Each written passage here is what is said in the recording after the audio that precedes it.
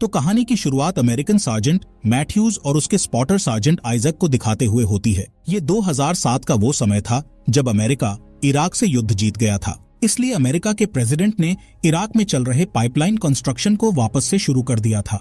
लेकिन अभी भी इराक के कुछ आतंकवादी अमेरिकन को मार रहे थे। साथ ही इस पाइपलाइन साइट पर काम करने वाले लोगों को भी आतंकवादियों ने मार डाला था। इसलिए गवर्नमेंट ने साइट पर नए बिल्डर्स भेजने से पहले मैथ्यूज और आइजक को आतंकवादियों को मारने के लिए भेजा था।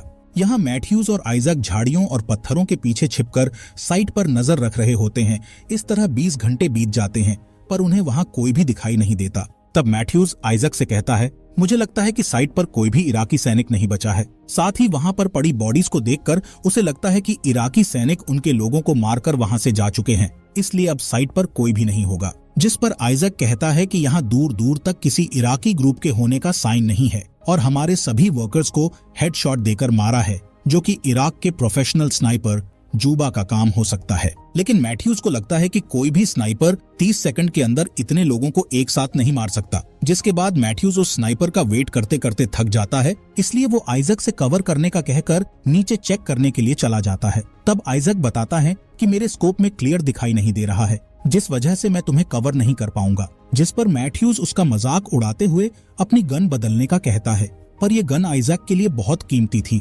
क्योंकि ये उसके मरे हुए साथी की गन थी।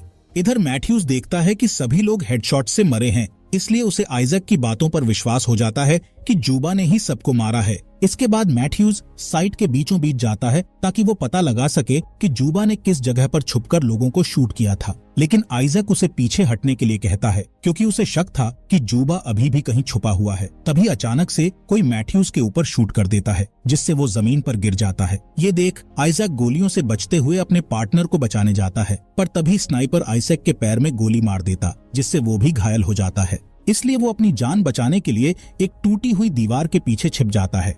यहाँ आइजक मैथ्यूज से कहता है कि अगर तुम हिले तो वो तुम्हें शूट कर देगा, इसलिए चुपचाप मरने का नाटक करते रहो। जिस पर मैथ्यूज उसे जल्द से जल्द बैकअप बुलाने का कहता है। यहाँ आइजक के पैर में गोली लगने की वजह से काफी खून बह रहा था, इसलिए वो उसे रोकने के लिए एक बेल्ट बांधता है। जिसके बाद वो आर्मी बेस में कांटेक्ट करने के लिए अपना रेडियो बैग उठाता है, लेकिन वो देखता है कि उसका रेडियो खराब हो चुका है और उसे चेक करने पर पता चलता है कि स्नाइपर ने रेडियो के एंटेना में गोली मारकर उसे खराब कर दिया है। इसी दौरान मैथ्यूज आइजक से स्नाइपर का पता लगाने का कहता है ताकि वो उस पर निशाना साध सके। जिस पर आइजक चेतावनी देते हुए कहता है कि स्नाइपर हर एक मूवमेंट नोटिस कर रहा है और अगर तुमने कुछ भी करने की कोशिश की तो वो तुम्हें शूट कर देगा। यहाँ आइजक अपने चाकू से दीवार में छेद बनाने की कोशिश करता है ताकि वो अपने स्कोप से स्नाइपर को देख सके, लेकिन तभी दीवार के पत्थर गिर जाते हैं, जिससे उसके हाथ में चोट लग जाती है।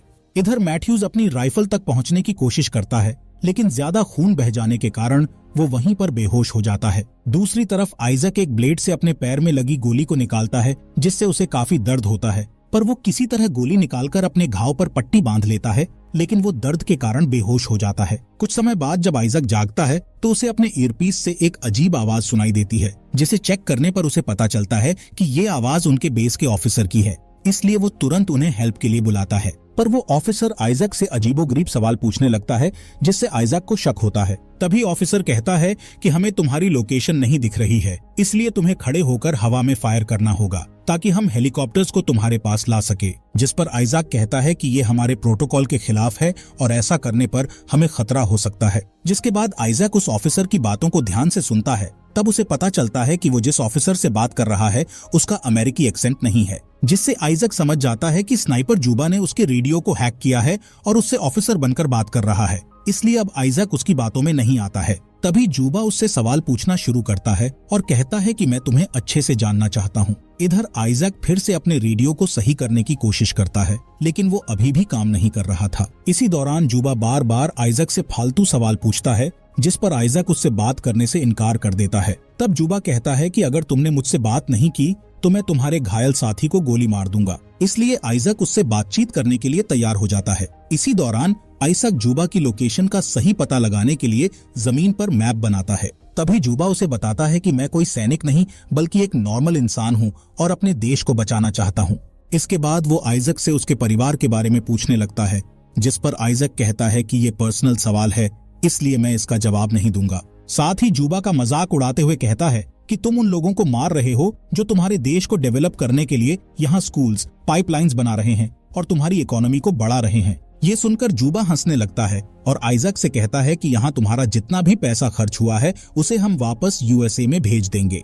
इसी तरह समय बीतता जाता है और जूबा कई सवाल पूछता है, लेकिन आइजैक पर्सनल सवाल का जवाब देने से इनकार करता है, जिससे जूबा एक बार फिर मैथ्यूज को गोली मारने की धमकी देता है। अब क्योंकि आइजैक जान चुका था कि जूबा किसी भी हद तक जा सकता है, इसलिए वो उसकी बातों का जवाब देने के लिए तैयार हो जाता है। तब जूबा आइजैक से पूछता है कि तुम्हारे पास जो स्कोप है उसका असली ओनर कौन था और उसकी डेथ कैसे हुई। ये सुनकर आइजैक हैरान हो जाता है, क्योंकि उस स्कोप के बारे में सिर्फ वो और मैथ्यूज ही जानते थे। यहाँ आइजैक समझ जाता है कि वो और मैथ्यूज जब से यहाँ पर आए हैं तब से ही जूबा उनकी बातचीत सुन रहा था। इसी बीच आइजैक अपने स्कोप का यूज करके आसपास देखने लगता है। तब वो नोटिस करता है कि एक डेड बॉडी के पास रेडियो पड़ा हुआ है। इसलिए आइजैक उस रेडियो को उठाने के लिए दीवार के किनारे पर जाता है और एक लकड़ी से उसे उठाने की कोशिश करता है, लेकिन वो उस रेडियो तक नहीं पहुंच पाता। इसके बाद आइजैक को प्यास लगती है तो वो अपनी बोतल से पानी पीने की कोशिश करता है, लेकिन तभी वो देखता है कि उसकी बोतल में एक छेद है, जिस वजह से उसका पूरा पानी खत्म हो चुका है। जिस पर जूबा उसे बताता है कि मैंने जानबूझकर तुम्हारी बोतल पर शूट किया था ताकि तुम प्यास से मर जाओ, और तुम्हारे एंटेना पर भी शूट किया जिससे तुम कोई भी हेल्प ना बुला सको। इसके अलावा वो बताता है कि तुम्हारी मौत अचानक से नहीं बल्कि धीरे धीरे हो, इसलिए मैंने तुम्हारे पैर पर गोली मारी थी। तभी आइजैक की नजर उस गोली पर पड़ती है जो कि उसने अपने पैर से निकाली थी। आइजैक उस गोली को पास से देखता है और जूबा से पता लगाने की कोशिश करता है कि उसके पास किस मॉडल की गन है। साथ ही वो जूबा से कहता है कि तुम एक आतंकवादी हो, जिस पर जूबा हंसते हुए कहता है कि आतंकवादी मैं नहीं बल्कि तुम लोग हो, क्योंकि तुम हमारे देश में आकर हमसे लड़ाई कर रहे हो और हमारे लोगों को मार रहे हो। इसी बीच आइजैक अपनी कैलकुलेशन से पता कर लेता है कि जूबा कचरे के ढेर में छुपा हुआ है, इसलिए वो अपने स्कोप से उसे ढूंढने की कोशिश करता है। यहाँ आइजैक सोचता है कि जूबा इतनी गर्मी में काफी लंबे समय से कचरे में छुपा हुआ है, इसका मतलब है कि वो बहुत ही प्रोफेशनल शूटर है, जबकि जूबा कहता है कि मैं कोई स्नाइपर नहीं हूँ बल्कि एक नॉर्मल इंसान हूँ।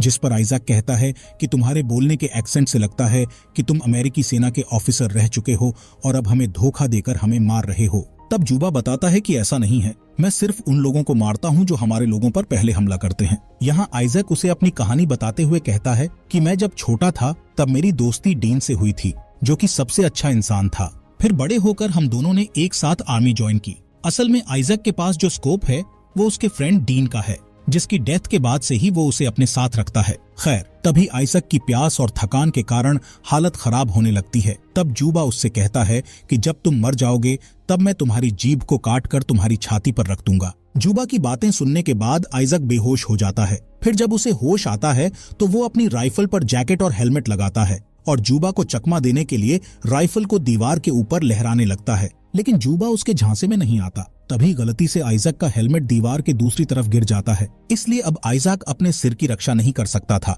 जिससे वो काफी उदास होता है। इसी तरह समय बीत जाता है पर आइजैक हार नहीं मानता, जिसके बाद वो जूबा की गोलियों से बचते हुए एक डेड बॉडी के पास जाता है और वहां से एक बैग और रेडियो उठाकर वापस दीवार के पीछे आ जाता है, जहां उसे बैग में पानी और कुछ कैंडी मिलती है जिसे वो तुरंत खा लेता है। लेकिन जब वो रेडियो को चेक करता है तो उसे पता चलता है कि वो रेडियो भी काम नहीं कर रहा है। इसी बीच जूबा दीवार पर गोली मारता है, जिससे आइजैक का स्कोप पूरी तरह खराब हो जाता है। तभी अचानक आइजैक को अपने ईयरपीस में कुछ आवाज सुनाई देती है, जिससे उसे पता चलता है कि वो आवाज मैथ्यूज की है और वो अभी भी जिंदा है। जिसके बाद आइजैक मैथ्यूज को बताता है कि स्नाइपर कचरे के ढेर में छुपा हुआ है। ये सुनकर मैथ्यूज उस कचरे के ढेर को देखने के लिए एक कांच के टुकड़े का यूज करता है और फिर अपनी राइफल को उठाने के लिए धीरे धीरे आगे बढ़ने लगता है ताकि जूबा उसे देख ना ले। इधर आइजैक जूबा से बातें करके उसका ध्यान अपने ऊपर रखता है। तब आइजैक को पता चलता है कि जूबा एक टीचर था और जब उसके देश में अमेरिकी सेना ने हमला किया तो उसके सभी स्टूडेंट्स मारे गए,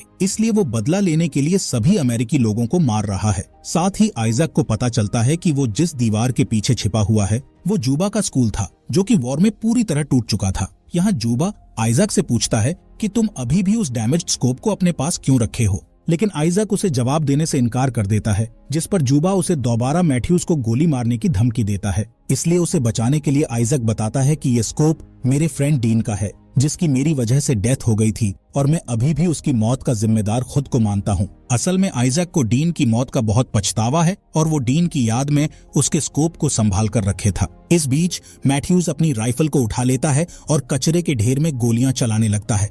तब आइजैक भी हवा में गोलियां चलाता है ताकि जूबा का ध्यान मैथ्यूज के ऊपर ना जा सके। लेकिन जब मैथ्यूज अपनी गन को लोड करता है तब जूबा उस पर शूट कर देता है, जिससे मैथ्यूज के कंधे पर गोली लग जाती है। जिसके बाद मैथ्यूज अपनी जान बचाने के लिए आइजैक की ओर आने लगता है और आइजैक उसकी मदद करने के लिए किनारे पर आ जाता है।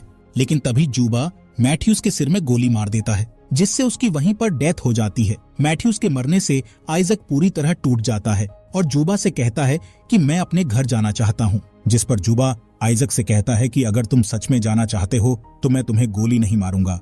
लेकिन आइजैक को उसकी बातों पर बिल्कुल भी यकीन नहीं था, इसलिए वो दीवार के पीछे छिपा रहता है। इसके बाद जूबा आइजैक से पूछता है कि जब वॉर खत्म हो चुका है तो तुम इराक में क्यों रुके हो? जिस पर आइजैक कहता है कि मुझे कुछ नहीं पता, मैं बस अपने घर जाना चाहता हूँ। तब जूबा कहता है कि जब तक तुम मुझे अपनी कहानी बताते रहोगे तब तक मैं तुम्हें गोली नहीं मारूंगा। इसलिए आइजैक उससे बात करना शुरू करता है और कबूल करता है कि मैंने डीन को मारा था। यहाँ पता चलता है कि आइजैक जब अपने दुश्मन को मारने की कोशिश कर रहा था तब उसने गलती से डीन को गोली मार दी थी और फिर उसने सबको झूठ बोला कि डीन को आतंकवादियों ने मारा था। जूबा से बात करने के दौरान आइजैक को अपने रेडियो से कुछ शोर सुनाई देता है, इसलिए वो जल्दी से रेडियो के पास आता है जहां उसके बेस के लोग उससे कांटेक्ट करने की कोशिश कर रहे थे। अपने साथियों की आवाज सुनकर आइजैक बहुत खुश हो जाता है, लेकिन तभी उसे पता चलता है कि उसका रेडियो पूरी तरह से खराब हो चुका है, इसलिए अब वो किसी से भी कांटेक्ट नहीं कर पाएगा। तभी आइजैक को जूबा की आवाज आती है, जो कि आइजैक के नाम का यूज करके बेस से हेल्प मांग रहा था। ये सुनकर आइजैक को समझ आ जाता है कि जूबा यहाँ काफी टाइम से है और वो उनके रेडियो को हैक करके जानबूझकर हेल्प के लिए बैकअप टीम को बुलाता है और फिर उन्हें आसानी से मार देता है। यानी कि साइट पर मौजूद लोगों को मारने के बाद जूबा ने ही बैकअप टीम को बुलाया था, इसलिए बेस से आइजैक और मैथ्यूज को यहाँ भेजा गया था। इसी तरह जूबा अमेरिकी लोगों को जाल में फंसाकर मार रहा था। आइजैक थकान के कारण फिर से बेहोश हो जाता है। कुछ समय बाद उसके पैर के घाव पर एक कौवा आकर बैठ जाता है और उसे खाने लगता है, जिससे आइजैक को बहुत दर्द होता है और वो जाग जाता है। इसके बाद आइजैक एक छड़ी और रस्सी का यूज करके मैथ्यूज की राइफल को उठाता है और उस कचरे के ढेर पर निशाना लगाने लगता है। इसी दौरान उसे हेलीकॉप्टर के आने की आवाज सुनाई देती है, जो कि उसकी हेल्प के लिए वहां आ रहे थे। लेकिन आइजैक जानता था कि उसके साथी जूबा के जाल में फंस जाएंगे, इसलिए वो अपने साथियों को बचाने के लिए उस दीवार को गिरा देता है, जिससे वहां काफी धूल उड़ने लगती है और वो जूबा की नजरों से बच जाता है। इसके बाद आइजैक खड़ा हो जाता है और कचरे के ढेर में गोलियां चलाने लगता है। तभी वो नोटिस करता है कि जूबा उस पर गोली नहीं चला रहा है, जिससे उसे लगता है कि उसने जूबा को मार दिया है। इसी दौरान हेलीकॉप्टर भी उसके पास आ जाते हैं और जल्दी से उसे स्ट्रेचर पर लिटाकर वहां से ले जाने लगते हैं। तब आइजैक उन्हें जूबा के बारे में बताने की कोशिश करता है कि उन्हें जाने से पहले कचरे के ढेर में जूबा को चेक कर लेना चाहिए, लेकिन हेलीकॉप्टर के शोर के कारण कोई भी उसकी बात नहीं सुन पाता। तभी अचानक जूबा हेलीकॉप्टर पर गोलियां चलाने लगता है और एक एक करके सभी सैनिकों को मार डालता है, जिससे हेलीकॉप्टर तेजी से जमीन पर गिर जाता है और इस एक्सीडेंट में आइजैक की भी डेथ हो जाती है। कहानी के एंड में जूबा फिर से यूएसए की लाइंस को हैक करता है और अमेरिकी सैनिक होने का नाटक करके हेल्प के लिए एक और बैकअप टीम बुलाता है। यानी कि जब वो बैकअप टीम यहाँ आएगी तो जूबा उन्हें भी जान से मार डालेगा। और इसी के साथ ये अमेजिंग मूवी यहीं पर खत्म हो जाती है।